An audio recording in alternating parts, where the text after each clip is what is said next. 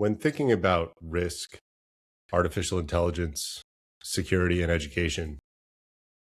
we try to examine if we're safe in society, if our rights are protected in society, if our children are safe in schools, if they're being educated in schools, if we're all existing in a place where there are common rules and there are common expectations for everybody who's a member of our society to follow. And in this world where so much of the information that we get comes from memes with just maybe one line of text, from a tweet, from an 8-second vertical video clip, from everything that an algorithm generates into your feed, I want to take a minute and look back in its entirety to a document that probably everybody read in school. And if you didn't read it in school, I'd wonder what that school's teaching. So this document is from July 4th, 1776. The unanimous declaration of the 13 United States of America. When in the course of human events, it becomes necessary for one people to dissolve the political bands which have connected them with another, and to assume among the powers of the earth the separate and equal station in which the law of nature and nature's God entitle them. A decent respect to the opinion of mankind requires that they should declare the cause which impel them to the separation. We hold these truths to be self-evident, that all men are created equal,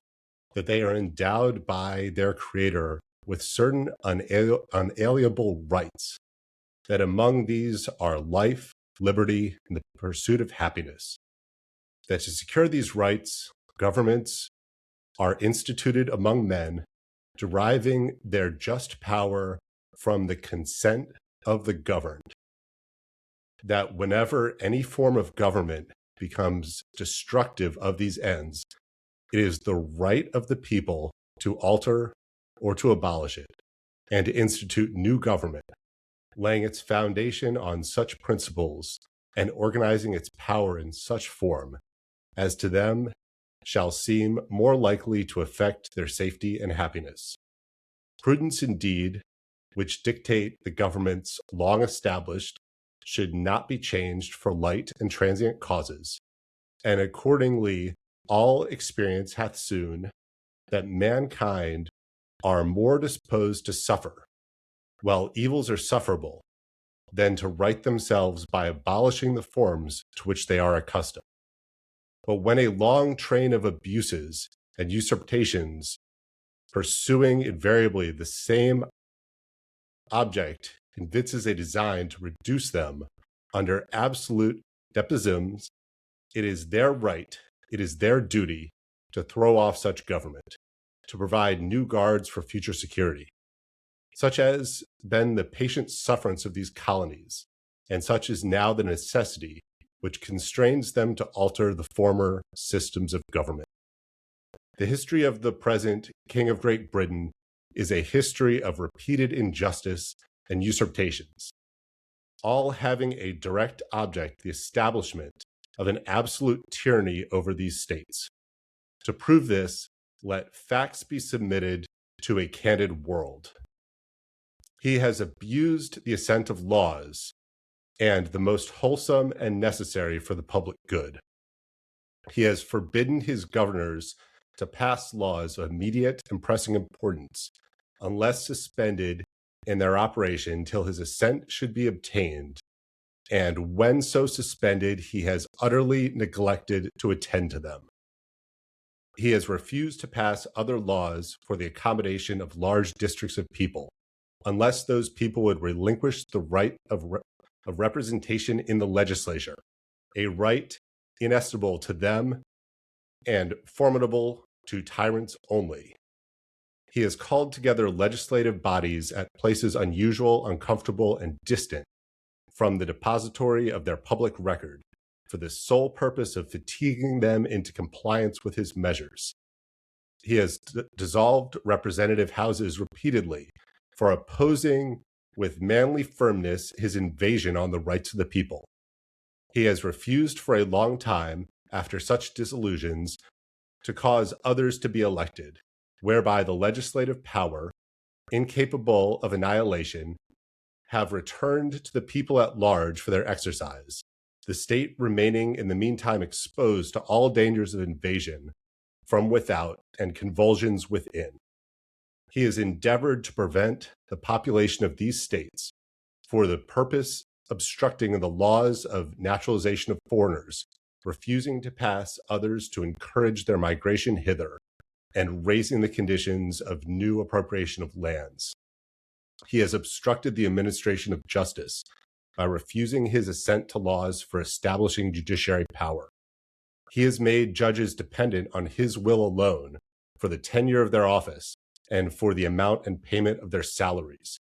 He has erected a multitude of new offices and sent hither swarms of officers to harass our people and eat out their substance. He has kept among us in times of peace standing armies without the consent of our legislature. He has affected to render the military independent of and superior to civil power. He has combined with others to subject us to a jurisdiction foreign to our Constitution and unacknowledged by our laws, giving his assent to their acts of pretend legislation, for quartering large bodies of armed troops among us,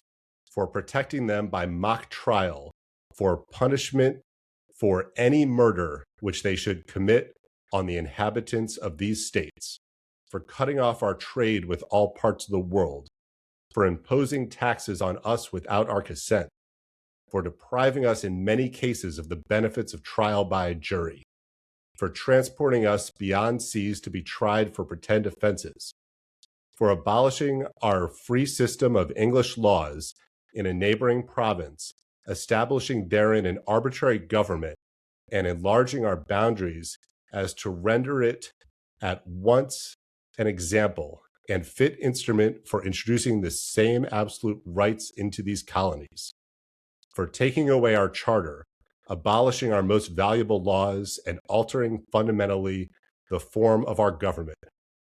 for suspending our own legislature and declaring themselves invested with power to legislate for us in all cases whatsoever.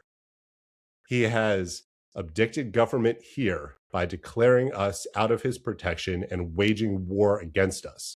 He has plundered our seas, ravaged our coasts, burnt our towns, and destroyed the lives of our people. He is at this time transporting large armies of foreign mercenaries to complete the works of death, isolation, tyranny, already become the circumstances of cruelty and purge scarcely paralleled in the most barbarous ages, and totally unworthy the head of a civilized nation. He has constrained our fellow citizens, taken captive on the high seas to bear arms against their country, to become the executioners of their friends and brethren, to fall themselves by their hands. He has incited domestic insurrections amongst us, and has endeavored to bring on the inhabitants of our frontiers, the merciless Indian savages, who know rule of warfare is in undistinguished destruction of all ages, sex, and conditions. In every stage of these oppressions, we have petitioned for redress in the most humble terms. Our repeated petitions have been answered only by repeated injury. A prince whose character is thus marked by every act which may define a tyrant is unfit to be the ruler of free people. Nor have we been wanting in attention to our British brethren. We have warned them from time to time of attempts by their legislature to extend unwarrantable jurisdiction over us. We have reminded them that the circumstances of our emigration and settlement here. We have appealed to their native justice and mendanity. We have conjured them by the ties of our common kindred to disavow these usurpations, which would inevitably interrupt our connection and correspondence. We have been deaf to the voice of justice and of consanguinity. We must, therefore, acquiesce in the necessity